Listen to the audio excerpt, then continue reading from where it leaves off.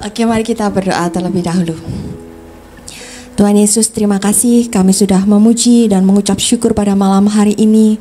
Terima kasih kami semua hadir di tempat ini di rumah-Mu yang kudus. Bimbinglah hamba untuk bisa menyampaikan apa yang hendak Engkau firmankan kepada mereka, supaya hamba bisa menyampaikan firman-Mu dengan baik. Dan bukalah hati dan pikiran jemaat-Mu untuk bisa memahami apa yang hendak hamba sampaikan. Terima kasih Tuhan, biarlah firman-Mu ini menjadi berkat bagi kami. Dan berbicaralah Tuhan, kami siap mendengarkan. Dalam nama Tuhan Yesus, haleluya, amin.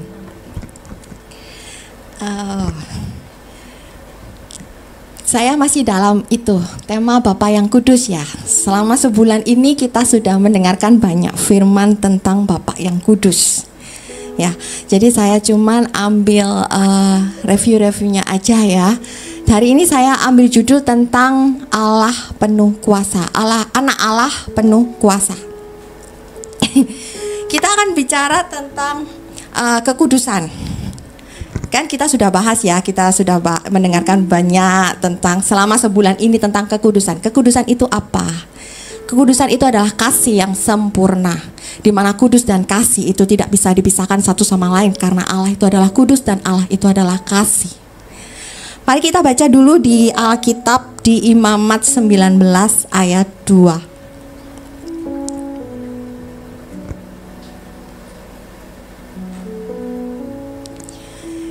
Berbicaralah kepada segenap jemaah Israel dan katakan kepada mereka, kuduslah kamu sebab aku Tuhan Allahmu kudus. Kita baca di Lukas 1 ayat 49.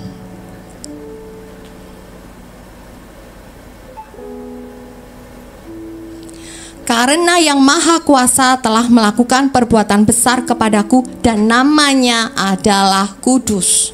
Kita baca satu kali lagi di 1 Petrus 1 ayat 15.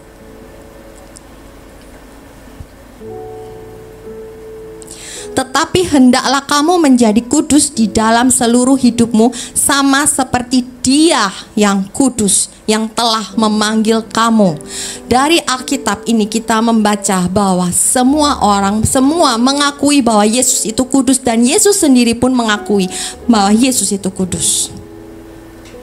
Kita baca tentang kasih di 1 Yohanes 4 ayat 10.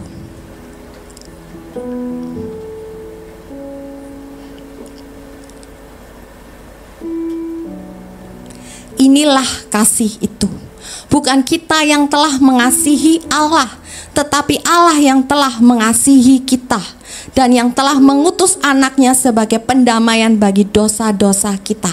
Allah lebih dulu mengasihi kita sebelum kita mengasihi Allah. Allah lebih dulu mengasihi kita sebelum kita mengenal Allah. Jadi Allah adalah kudus dan Allah adalah kasih, tidak bisa dipisahkan. Kekudusan itu adalah sifat utama Allah. Karena itu Allah adalah kudus ya, terbebas dari hal-hal keduniawian. Kita baca di Yohanes 17 ayat 14.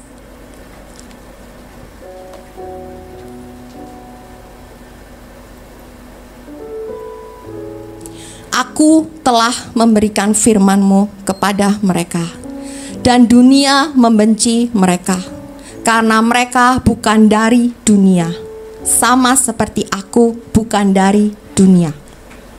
Kita baca satu kali lagi di ayat 19.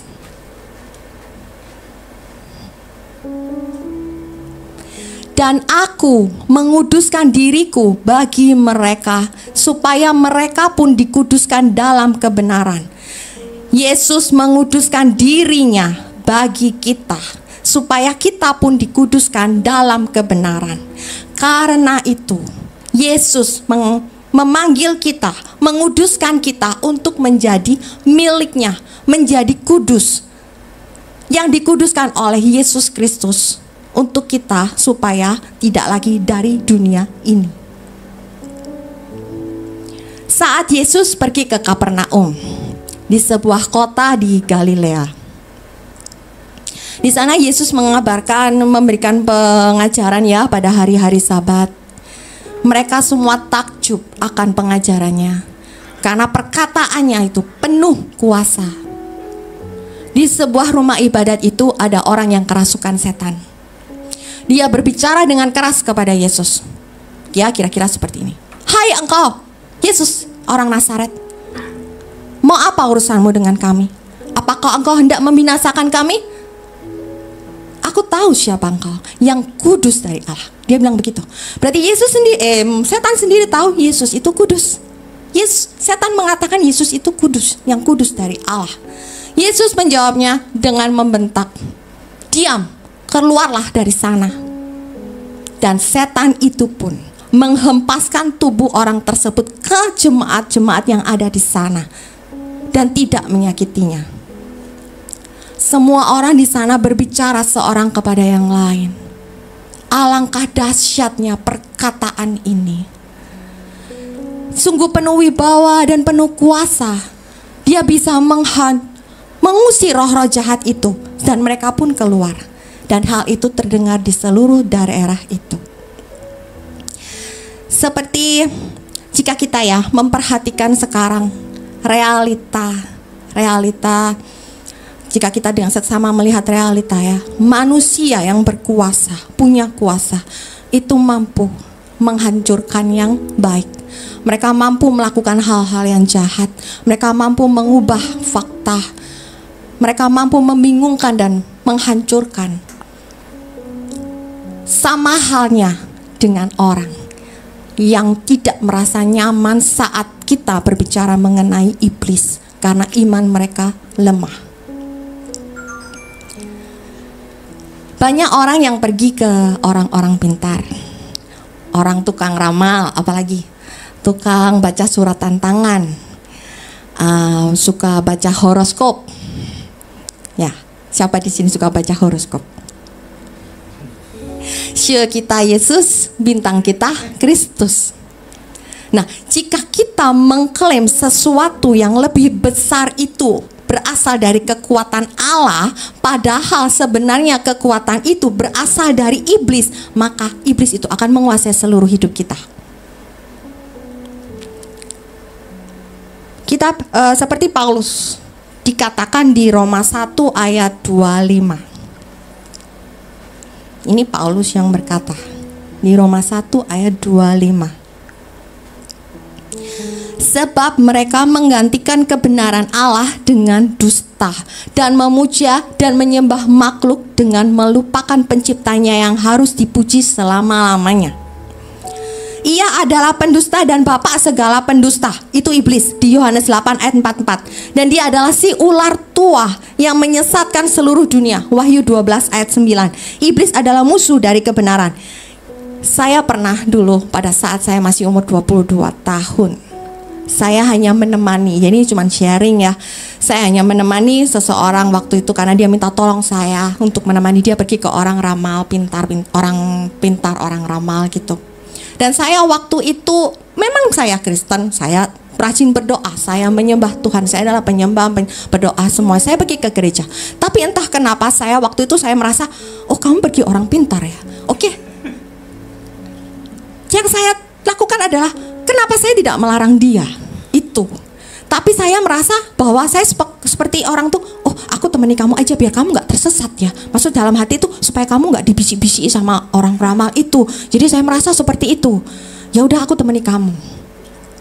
Pada saat saya masuk ke rumah orang ramal itu, kita berbicara, keluar dari situ, saya merasa ada hawa jahat di saya. Saya merasa tidak seperti dulu. Saya merasa damai sejahtera, sukacita, kan dulu itu bahagia, pokoknya saya kemana-mana tuh bebas gitu loh, nggak ada tekanan. Tapi begitu saya keluar dari situ, saya merasa ada yang mengikuti saya. Badan saya tuh berat sekali. Saya merasa kok aneh ya. Tapi saya masih belum menyadari bahwa itu setan. Cuma saya merasa kok aneh ya keluar, kok aneh ya, gitu aja. Saya kemana-mana sejak itu ya, naik sepeda motor waktu itu. Saya merasa di belakang saya tuh ada yang naik. Saya merasa berat sekali. Biasanya itu kan enteng ya kemana-mana gini. Lah ini kok rasanya kok gonceng orang. Waktu itu saya bertanya, Tuhan kok rasanya ada setan ya waktu itu. Tapi Tuhan tidak jawab. Biasanya Tuhan tuh kasih tahu saya jawaban. Ini enggak, Tuhan tidak jawab. Ya tak pikir ya sudahlah, mungkin Tuhan apaan enggak jawab, ya sudah. Saya pikir gitu. Terus kemudian saya kemana lagi? Selalu takut kecelakaan, ya, takut mati. Waktu itu saya selalu cemas. Kenapa? Jadi waktu di mana-mana di jalan tuh saya selalu takut ada kecelakaan. Saya selalu, pokoknya kecemasan itu melingkupi saya. Terus kemudian setelah 7 hari kemudian, teman saya telepon saya. Teman yang tidak pernah saya sangka telepon saya. Biasanya panggil saya Ling. Ling, kamu gak apa-apa? Kok aku setiap kali pada saat aku menghadap hadirat Tuhan, aku berdoa, kamu selalu ada di pikiran aku. Kenapa ya? Saya bilang, gak apa-apa, gak apa-apa, aku gak apa-apa. Keluargamu gak apa-apa, papa mamamu, adik-adikmu, kalau sekolahmu, kerjaan kamu gak apa-apa. Lalu kenapa kok Tuhan selalu ada di pikiran aku ya? Kamu selalu ada di pikiran aku pada saat aku berdoa. Dia memang adalah seorang pendoa waktu itu memang. Dan dia selalu intim dengan Allah memang saat itu. Nah, waktu saya umur 22 itu memang ya Kristen lah, tapi kurang intim karena saya posisinya waktu itu mau wisuda dan saya juga posisi kerja gitu ya. Ya, saya mengakui Yesus itu Allah saya ya, saya intim sama Tuhan, tapi tidak seintim dia, lain ya, dia pendoa. Terus kemudian pada saat itu dia bilang, kamu selalu ada di pikiran aku, entah kenapa. Jadi kalau kamu bilang nggak ada apa-apa, itu nggak mungkin gitu loh, karena aku nih mau hubungi kamu, tapi kok ya serasaan tuh ya apa. Tapi akhirnya Tuhan tuh panggil aku terus untuk hubungi kamu, entah kenapa. Akhirnya pada saat itu saya entah kenapa saya bilang gini, kemarin aku pergi ke rumah orang ramal, orang pintar. Kaget dia, duh, setahu aku kamu nggak kayak gitu. Kok kamu bisa pergi ke rumah orang ramal? Iya, aku diajak, tapi aku ya waktu itu cuma ikut-ikutan aja gitu loh. Aduh, terus akhirnya dia ngajak ketemu sama saya. Terus dia sama timnya waktu itu. Timnya tuh cuma membaca Alkitab yang tentang tukang tenun, terkutuklah engkau. Dia cuma baca aja, saya diam. Terus kemudian saya tiba-tiba kok menangis. Saya juga nggak sadar kenapa saya menangis. Terus kemudian saya disuruh baca. Coba kamu baca. Saya disuruh baca. Saya baca itu tengah-tengah saya menangis. Saya menangis nggak henti-hentinya saya menangis. Saya bilang saya nggak kuat ngomong, harus ngomong sampai habis. Mereka bilang begitu, ngomong terus sampai habis kata-kata itu. Saya ngomong terus, tapi dengan saya sesenggukan karena di sini banyak riak, banyak lendir dan saya nggak bisa ngomong. Nangis itu sesak nafas. Biasanya kalau orang nangis itu beriak itu cuma 1 jam aja ya. Ini sampai 3 jam riak, saya nggak keluar, saya muntah riak. Setelah selesai saya bicara, saya muntah-muntah. Setelah saya selesai membaca firman itu, saya muntah-muntah. Saya keluarkan semua riak itu, saya didoa, ditumpangi tangan, ditengking. Lalu saya tanya, kenapa? Kan ditanya, sudah selesai, kamu sudah enak kan? Iya, aku sudah enak, sudah lepas seperti semula. Terus saya tanya, kenapa pada saat saya tanya sama Tuhan, kenapa Tuhan gak jawab? Dia bilang, karena kamu yang memberikan izin kepada iblis untuk masuk ke kamu. Kamu yang masuk duluan kan ke rumah orang ramal itu. Jadi itu iblis tuh menaungi kamu, iblis tuh menyelimuti kamu sehingga suara Tuhan itu tidak sampai ke kamu. Makanya dia panggil teman kamu untuk berbicara sama kamu. Terus saya juga bilang, saya sering melihat penampakan setan. Saya dulu nggak pernah melihat setan, saya bisa melihat setan tuh badannya tuh tinggi, hitam, besar, matanya merah waktu itu. Itu penampakan saya seperti itu. Saya bilang, kenapa kok saya bisa melihat seperti itu? Dia bilang, itu Roh Kudus yang berusaha mencari tahu, mengasihi kamu tahu, tapi kamu nggak sadar juga, kamu nggak peka karena iblis naungi kamu. Nah, terus setelah itu teman saya bilang kalau Yesus itu masih sayang sama kamu, karena itu dia mengambil kamu dari iblis, melepaskan kamu dari iblis, membawa kamu kembali kepada Tuhan. Nah, sejak itu saya trauma, saya kapok, nggak pernah lagi ke tempat orang ramal ataupun mencari tahu ataupun bertanya tentang surat tantangan, enggak lagi, karena itu akan memberikan celah bagi iblis untuk masuk ke kehidupan kita. Hidup di luar Tuhan itu saya sudah pernah mengalaminya saat itu. Untung cuma 12 hari ya, untung. Kalau lebih dari itu saya bisa gila mungkin, karena benar-benar tuh hidup itu cemas, tidak ada bahagianya, tidak apa, ketakutan terus tiap hari. Kayak orang tuh takut bingung. Saya tuh benar-benar itu pengalaman pribadi saya yang tidak pernah saya bisa lupakan dan saya belajar dari itu. Nah, pada saat Yesus menghadapi godaan dengan mengingatkan iblis akan hukumnya yang pertama, yaitu di Lukas 4 ayat 8.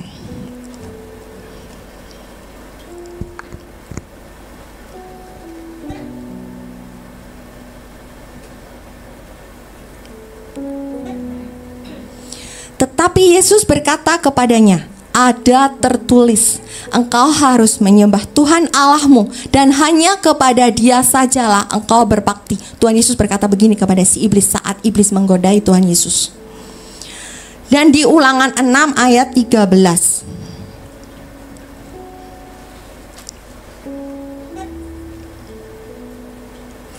Engkau harus takut akan Tuhan Allahmu, kepada Dia haruslah engkau beribadah, dan demi namanya haruslah engkau bersumpah. Nah, jadi saudara-saudara, hanya kuasa Yesuslah yang mampu mengalahkan kuasa iblis, karena Dialah yang kudus dari Allah. Ketika kita percaya Yesus, kita diberi kuasa di Yohanes 1 ayat 12. Dan kuasa itu jauh lebih besar dari segala kuasa yang ada di dunia ini, di 1 Yohanes 4 ayat 4b. Kuasa itu bukan milik kita, tapi berasal dari Allah dan hanya bisa kita dapatkan ketika kita tinggal di dalam Yesus dan percaya kepada Yesus. Jadi roh yang ada dalam tubuh kita itu lebih besar dari kuasa Allah. Katakan amin. Karena itu saudara-saudara, bagaimana supaya kita bisa tetap hidup kudus dan memiliki kuasa, yaitu hiduplah intim dengan Tuhan Yesus. Seperti kata Bu Ros, hidup intim dengan Tuhan Yesus. Firman-Nya sangat membantu, sangat berguna dan sangat bagus sekali. Keintiman dengan Tuhan Yesus, kata Bu Ros, ada intim seperti intim dengan pasangan kita, yang selalu memiliki kekuatan untuk selalu ingin bersama. Keintiman dengan Tuhan Yesus itu harus bisa menyangkal setiap kedagingan. Karena dalam Alkitab menyatakan, hidup itu pilihan. Kamu mau memilih hidup di dalam daging atau hidup di dalam roh? Karena keintiman itu memerlukan kesetiaan, perjuangan, dan penyerahan diri seutuhnya kepada Tuhan untuk bisa kita diproses dan dibentuk. Keintiman dengan Tuhan itu seperti apa? Selalu kangen sama Tuhan, seperti kita kalau sama pasangan kita. Selalu cari, kamu di mana? Selalu ingin berbicara, selalu ingin komunikasi. Kita curhat semuanya sama pasangan kita kan. Kita curhat apapun itu. Kita juga curhat sama Tuhan. Ceritakan semua beban kita kepada Tuhan. Sebelum kita curhat, Tuhan tahu. Sebelum kita minta, Tuhan tahu. Jadi, tapi alangkah indahnya kita curhat semuanya ke Tuhan. Maka itu akan lebih mempererat intim hubungan kita dengan Tuhan. Lalu bagaimana supaya kita bisa intim dengan Tuhan? Dengan meminta ampun dan menerima pengampunan. Contoh, dengan pasangan kita berdebat.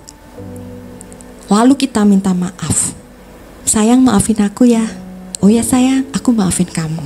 Akhirnya apa? Damai lagi kan, bergandengan tangan lagi, tertawa lagi, ceria lagi, intim lagi. Sama dengan Tuhan Yesus juga harus begitu. Kita harus meminta ampun sama Tuhan. Ceritakan semua masalah kita, minta ampun. Jangan berkeras hati, mintalah ampun dengan pasangan kita. Kalau kita juga berkeras hati, nggak akan damai kan, nggak bisa hubungan intim dengan pasangan kita kan. Nah, sama dengan Tuhan Yesus juga begitu. Jangan berkeras hati, datang pada Tuhan, merendah, minta maaf sama Tuhan, minta pengampunan sama Tuhan, dan menerima pengampunan.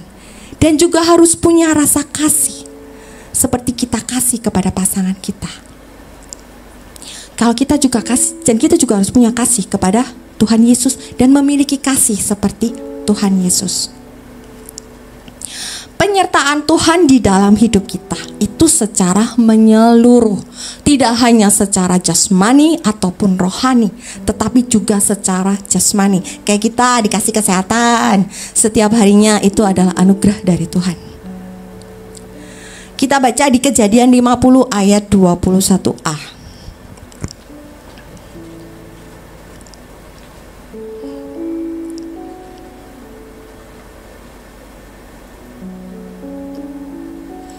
Jadi janganlah takut, aku akan menanggung makanmu dan makan anak-anakmu juga. Demikianlah ia menghiburkan mereka.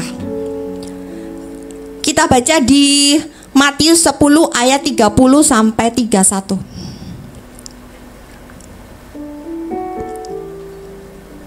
dan kamu, rambut kepalamu pun terhitung semuanya.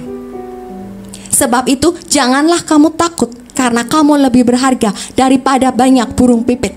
Sekali lagi di Filipi 4 ayat 6.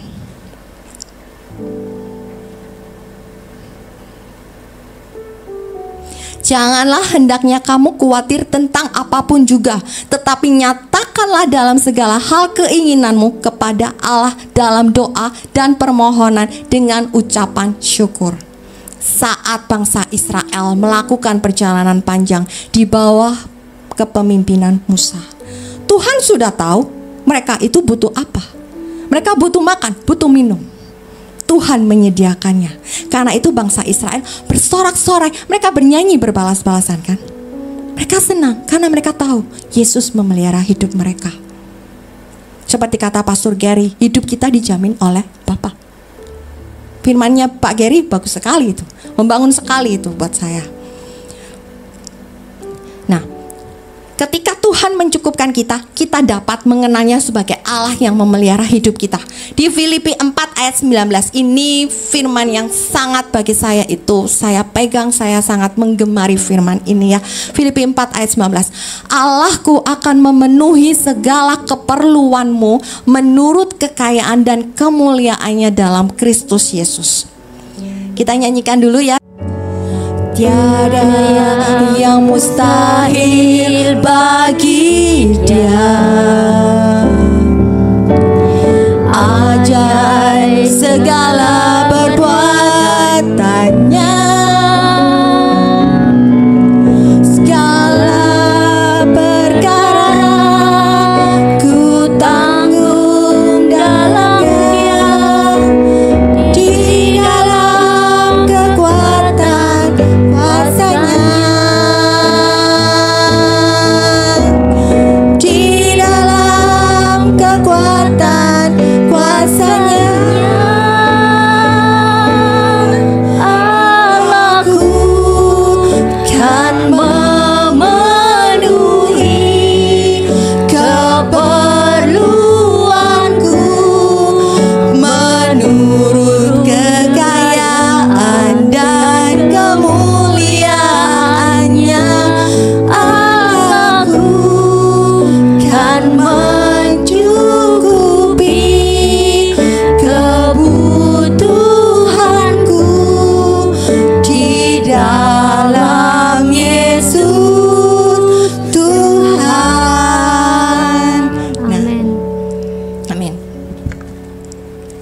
Nah, saudara-saudara, selain bagaimana? Selain kita harus hidup kudus, kita harus intim dengan Allah, supaya Yesus itu tahu keperluan kita. Ya, Yesus tahu keperluan kita sebelum kita meminta. Seperti kita dengan pasangan kita, bila kita intim dengan pasangan kita, pada saat dia kelaparan, kita sudah tahu, oh dia mau makan ini, dia pasti mau makan. Dan kita tahu, pasangan kita tahu makanannya itu apa kesukaannya. Mungkin makanannya apa, nggak asal sembarang makan. Kalau asal sembarang makan, pasangan kita nggak mau. Tapi kalau dia mengenal pasangan kita, makanan itu pun dia tahu. Oh, pasanganku ini mau kopi, tapi kopinya nggak asal kopi. Kopinya pun juga pasangan kita yang kita suka, nggak asal kopi. Telur pun, telur dadar, telur coplok itu nggak. Itu pun masaknya juga ada yang mateng banget, ada yang setengah mateng. Ya, hanya pasangan kita yang tahu. Sama, bila kita berhubungan intim dengan Tuhan Yesus, maka kita semua pasti tahu Tuhan itu akan menyediakan semua yang kita butuhkan tanpa kita minta. Siapa di sini yang tahu doa yang diajarkan oleh Tuhan Yesus di bukit di Matius 6 ayat 5 sampai 13? Doa apa? Doa Bapa kami. Siapa di sini yang hafal doa Bapa kami? Semua hafal doa Bapa kami. Haleluya. Doa Bapa kami itu ada 7 permohonan dan 7 inti. Doa Bapa kami itu mengandung 2 bagian ya. Bagian pertama itu bagian untuk kemuliaan Tuhan, dan bagian kedua itu bagian untuk kebutuhan kita. Doa yang pertama, Bapa kami yang ada di surga, itu intinya kerajaan Allah adalah surga. Dikuduskanlah namamu, intinya Allah itu kudus. Yang ketiga, jadilah kehendakmu, kehendak Allah yang terbaik. Berilah kami pada hari ini makanan kami yang secukupnya, artinya berkat secukupnya. Dan ampunilah kami akan kesalahan kami, seperti kami juga mengampuni orang yang bersalah kepada kami. Intinya adalah permohonan ampun dalam pertobatan. Yang keenam, dan janganlah membawa kami ke dalam pencobaan. Artinya dilepaskan dari pencobaan. Yang ketujuh, tetapi lepaskanlah kami daripada yang jahat. Artinya berkekuatan melawan iblis. Doa Bapa kami ini adalah doa yang paling sempurna, karena doa ini diajarkan sendiri oleh Tuhan Yesus, yang mengandung semua banyak yang kita butuhkan. Yang Tuhan tahu keperluan kita, Tuhan tahu apa yang kita butuhkan, dan semuanya itu dirangkum jadi satu sama Tuhan di doa Bapa kami itu dengan cara yang benar dan dalam urutan yang benar. Sebelum saya tutup, ya, saya ada sharing sedikit. Dulu waktu saya kelas 5 SD, ini kejadiannya kelas 4 SD. Kelas 4 SD waktu itu saya dikasih tahu sama guru sekolah minggu saya, belajar doa Bapa kami ya, karena doa Bapa kami ini bisa mengusir setan, katanya. Waktu itu saya tidak tahu kelas 4 SD, bayangin ya, Tuhan dan setan. Saya cuma tahu Tuhan dan setan, tapi saya nggak pernah tahu Tuhan setan itu seperti apa. Karena dia bilang bisa mengusir setan, saya belajar doa Bapa kami. Dan lagian juga di sekolah itu harus hafal doa Bapa kami, karena ada ujian doa Bapa kami. Dan saya hafalin itu. Pada saat kelas 5 SD kejadian, saya masih ingat dengan jelas.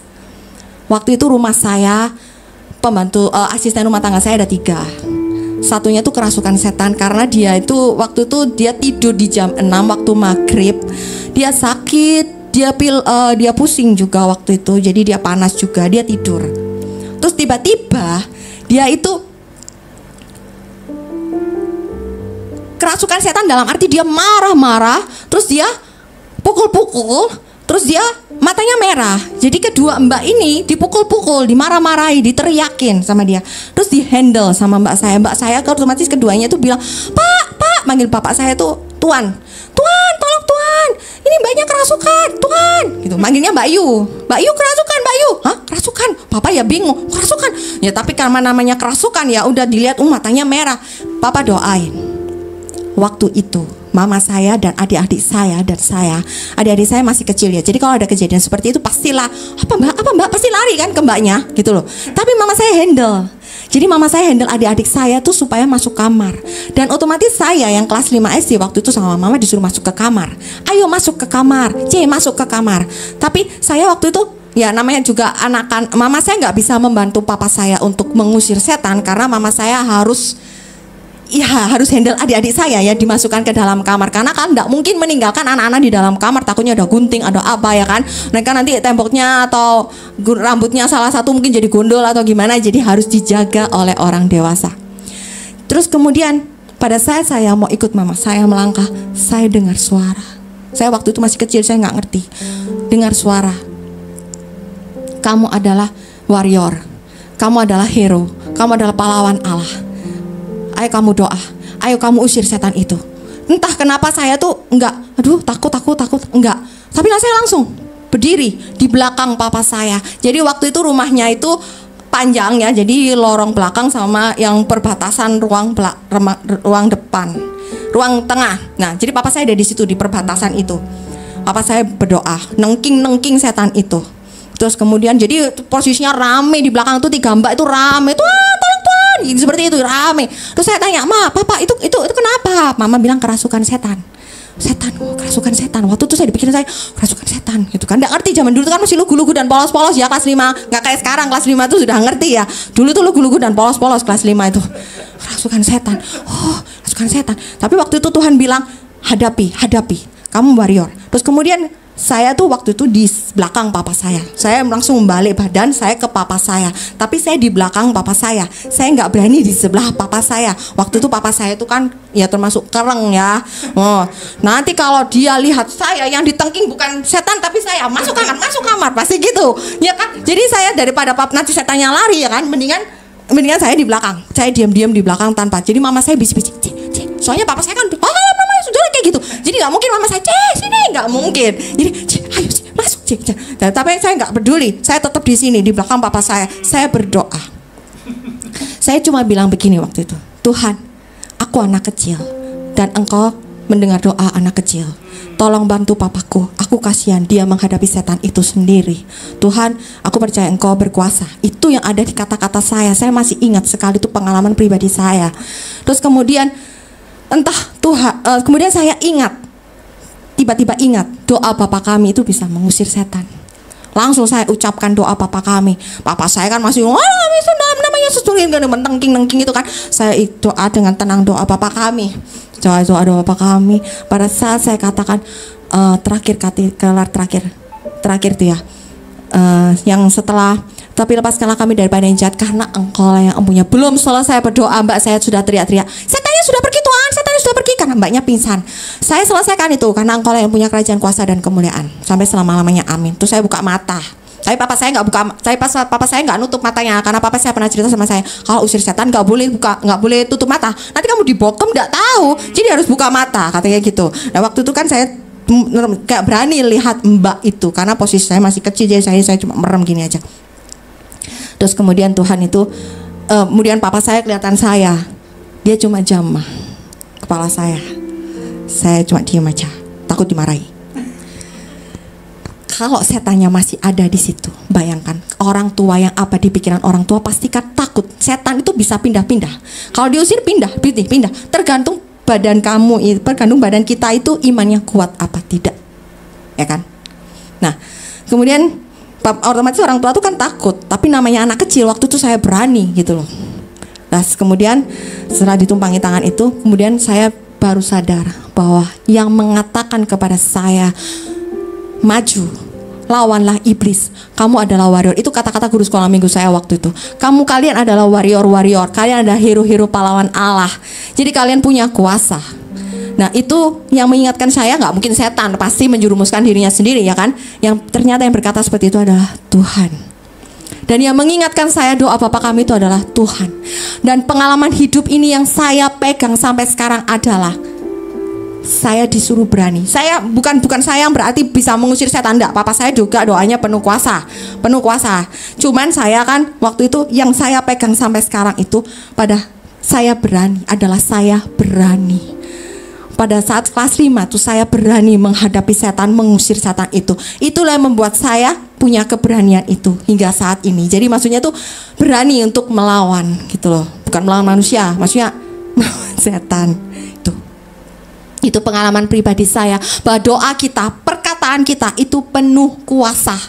Ya, doa Bapa kami itu penuh kuasa. Sejak saat itu saya percaya, Tuhan, terima kasih. Saya waktu itu masih kecil, terima kasih aku sekarang mengalami pengalaman pribadi bahwa Engkau memelihara hidupku. Engkau membuat aku berkuasa sehingga aku pada saat kelas 5 saat kecil ini aja aku bisa mengalahkan setan, aku bisa berani menghadapi setan. Apalagi aku udah gede. Terus kemudian sejak itu saya mengucapkan doa Bapa kami, ini pengalaman pribadi saya mengucapkan doa Bapa kami setiap malam hingga saat ini untuk sampai seterusnya. Karena doa Bapa kami itu sangat berkesan buat saya. Jadi saudara-saudara, kesimpulan saya di akhir firman ini adalah hiduplah kudus di dalam Tuhan, intimlah dengan Tuhan, maka kamu juga akan menerima kuasa yang dari Allah itu. Dan kamu juga akan yakin bahwa hidupmu dipelihara oleh Allah karena kamu intim. Kalau kamu intim dengan pasangan, kamu yakin kamu gak akan pernah kelaparan. Sama dengan kamu dengan Yesus, kamu yakin bahwa kamu dipelihara oleh Allah dan kamu gak akan pernah kelaparan. Amin. Lihatkan kekudusan, seluruh surga sujud menyembahmu.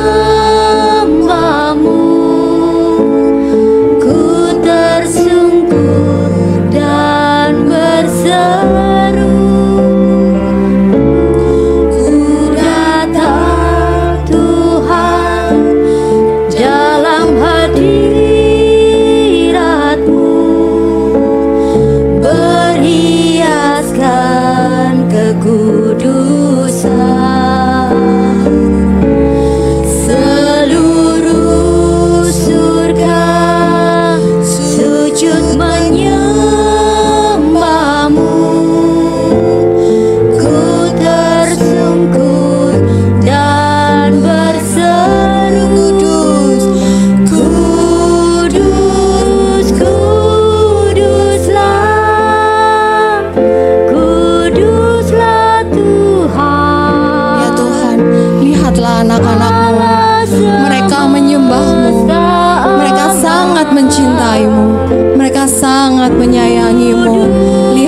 dalam mereka ya Tuhan.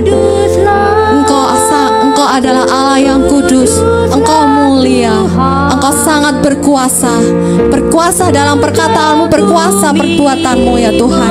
Kami percaya Engkau memelihara hidup kami ya Yesus. Terima kasih Tuhan.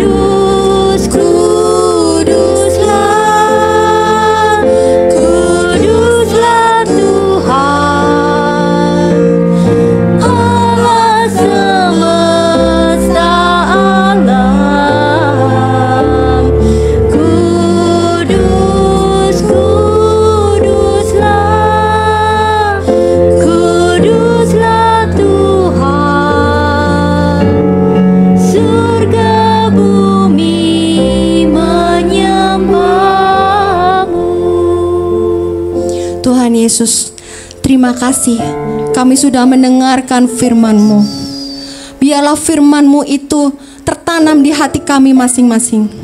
Dan biarlah perkataan-Mu itu menyegarkan jiwa kami, menghidupkan hati kami yang lemah dan lesu, membangkitkan harapan dan kasih. Tuhan, berkatilah jemaat-Mu ini dimanapun mereka berada, situasi apapun, waktu apapun, kondisi apapun, agar selalu merindukan dan merindukan firman-Mu sebagai pelita yang memerdekakan dan penghiburan yang menguatkan. Ajarilah kami bahasa firman-Mu dan bimbinglah kami untuk selalu melakukan sesuai kehendak-Mu agar kami dekat padamu. Terima kasih Tuhan Yesus, terima kasih. Di dalam nama Tuhan Yesus, haleluya, amin.